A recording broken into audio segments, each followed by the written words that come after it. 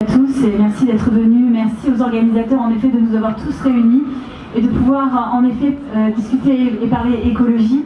C'est vrai que c'est un sacré défi parce que 32 mesures qui sont en plus nationales, qui ne s'adaptent pas forcément aux métropoles, puisqu'on parle aussi bien dans ce pacte de métropole que de villages agricoles. C'est vrai que c'est un sacré défi et surtout 10 minutes pour parler de l'avenir de notre ville et de nos enfants. C'est très court, mais l'exercice en vaut la chandelle. Merci encore. J'appartiens, donc je suis Valérie Montandon, je suis la tête de liste de la liste menée par Rachida Dati au niveau de Paris. Et vous allez voir dans la déclinaison que nous faisons aussi bien dans Paris que dans le 12e, nous adhérons à la philosophie du pacte. Mais il est vrai que nous n'avons pas signé, et je vais vous expliquer pourquoi, puis vous verrez au fur et à mesure de ma déclinaison. Vous avez d'ailleurs, dans les mesures 28 et 30, vous parlez beaucoup d'engager les citoyens dans vos réflexions et dans la décision, vous parlez beaucoup de démocratie participative, et c'est vrai qu'on se demande comment on peut, nous en tant que candidats, signer des pactes qui nous engagent avant même qu'on soit élus, alors que justement nous voulons faire participer les citoyens au projet structurel de notre arrondissement ou de notre ville. Et donc, chaque fois, c'est vrai que c'est tiraillant de se dire, voilà, on va par exemple faire un pacte de la mobilité, on va le soumettre aux Parisiens, et de notre côté, en fait, on s'engage avant même de faire la concertation. Donc voilà pour comprendre le pourquoi, mais vous verrez que dans ma déclinaison, on adhère vraiment à la philosophie. Justement, je voulais reparler des mesures du 14 à 17 qui concernent la mobilité. Nous nous engageons au niveau de Paris à faire un plan mobilité, c'est-à-dire une très grande consultation, de faire intervenir des experts, des scientifiques, des élus aussi, pas simplement de Paris, mais au-delà des frontières parisiennes, pour faire un plan de mobilité qui concilie tous les usages. Notre cœur de cible, ce sera bien sûr le piéton, nous partirons des piétons, mais nous avons l'intention de pouvoir partager l'espace public entre tous les usagers, que ce soit les trottinettes, que ce soit les vélos, que ce soit les voitures, que ce soit tous les usagers de l'espace public. Et ce plan, une fois qu'il sera élaboré par ces scientifiques, par ces experts, et bien sûr par les élus en commun, ce sera vraiment de le soumettre aux Parisiens. Donc voilà encore pourquoi nous ne pouvons pas signer par exemple les mesures 14 à 17, parce qu'on ne peut pas en effet vous soumettre à l'ensemble des Parisiens un plan et puis signer à l'avance des mesures. Par contre, dans la philosophie, on vous rejoint. Nous voulons par exemple développer des pistes cyclables sécurisées et nous engageons d'ailleurs, aussi bien au niveau de Paris que du 12e, de créer des parkings de vélos près des gares, parce que nous voulons justement que les nombreuses personnes qui viennent de banlieue puissent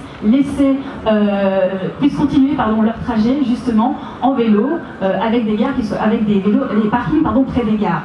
Nous souhaitons aussi, et ça je me suis engagée au niveau du 12e arrondissement, utiliser les parkings souterrains qui sont inexploités, notamment dans les logements sociaux où parfois très peu de personnes ont des véhicules, pour justement faire des parcs à vélo et trottinettes qui soient sécurisés, et d'ailleurs utiliser de nouvelles technologies pour arriver à détecter les places qui sont libres. C'est possible grâce à des capteurs. Nous voulons aussi, et ça c'est Paris-Ancel du 12e qui nous l'a soufflé, et nous trouvons que c'est une très très bonne idée, faire un comité du vélo au niveau du 12e arrondissement. Et d'ailleurs je vous avoue, j'ai été très impressionnée par leur degré d'expertise, et nous voulons absolument les associer, pas simplement au niveau de Paris, mais aussi au niveau des décisions du 12e arrondissement.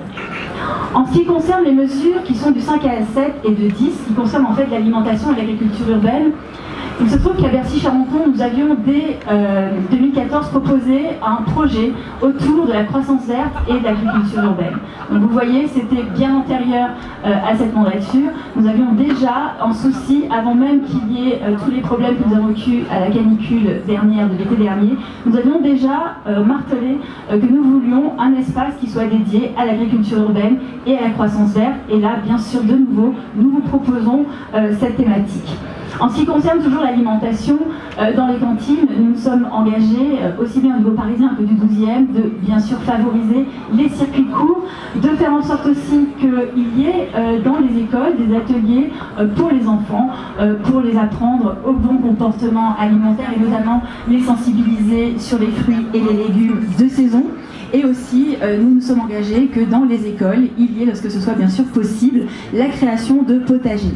Et au niveau du 12e arrondissement, j'ai aussi mis dans mon programme, et j'y tiens, à ce qu'il y ait la proposition d'un menu végétarien quotidien en option pour laisser justement aux élèves qui le souhaitent, de pouvoir en bénéficier. Alors, il y a de nombreuses mesures que j'ai rassemblées dans tout le pôle urbanisme. Ça concerne, alors je vais quand même le citer pour ceux qui suivent les mesures, le 3, le 8, la 11, la 12, la 13, la 22, la 23 et la 24. Tout d'abord, en ce qui concerne les trames vertes, bien sûr que nous voulons continuer ce qui a été enclenché par Jacques Chirac, la coulée verte que nous apprécions tous, je crois, dans le 12e arrondissement. Nous voulons en effet continuer à créer cette véritable trame verte dans l'arrondissement et nous irons en effet créer une liaison jusqu'au futur quartier de Bercy-Charenton. Bercy-Charenton, en effet, c'est un gros sujet qui est transversal, je crois, je peux le dire, à peu près à 2/3 des mesures que vous avez énoncées dans votre pacte. Je vous ai dit tout à l'heure, en effet, que nous voulions faire un pôle sur les biotechnologies et la croissance verte, mais nous voulons aussi faire un écoquartier.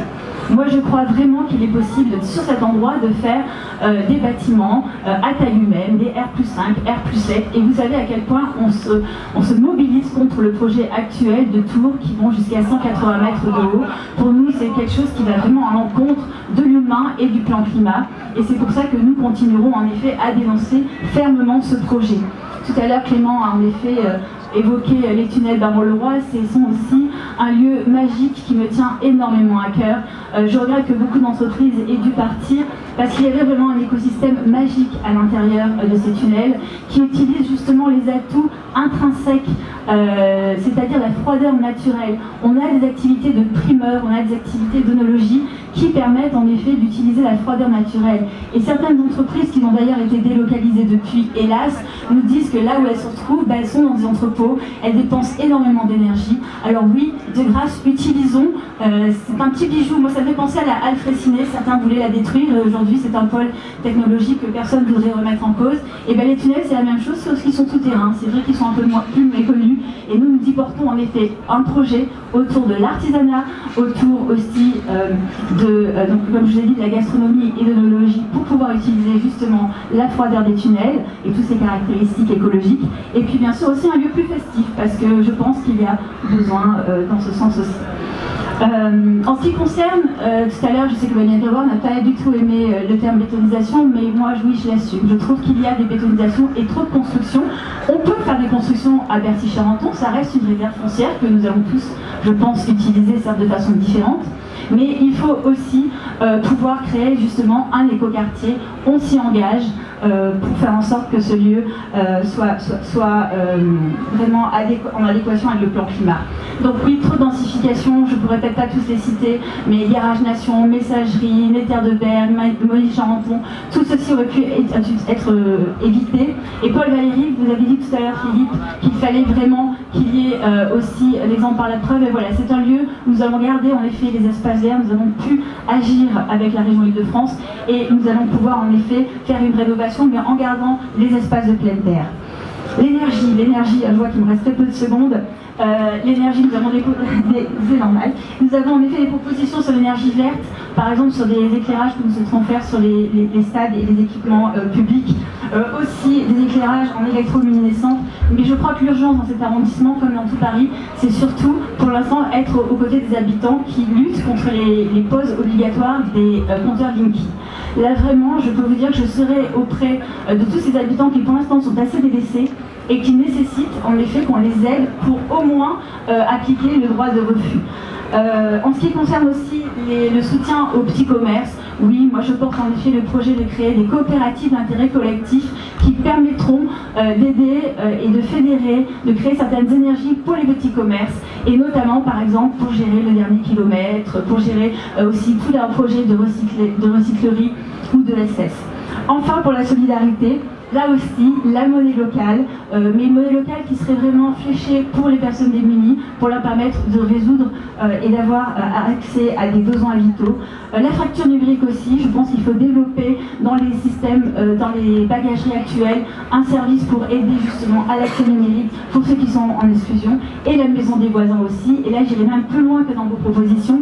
C'est pas simplement une maison des voisins qui soit axée simplement pour les associations, mais plutôt pour tous les habitants, que tout le monde puisse y avoir accès, et que ce soit un petit peu comme les maisons de fête qu'on peut avoir en province et que l'on ne trouve pas à Paris.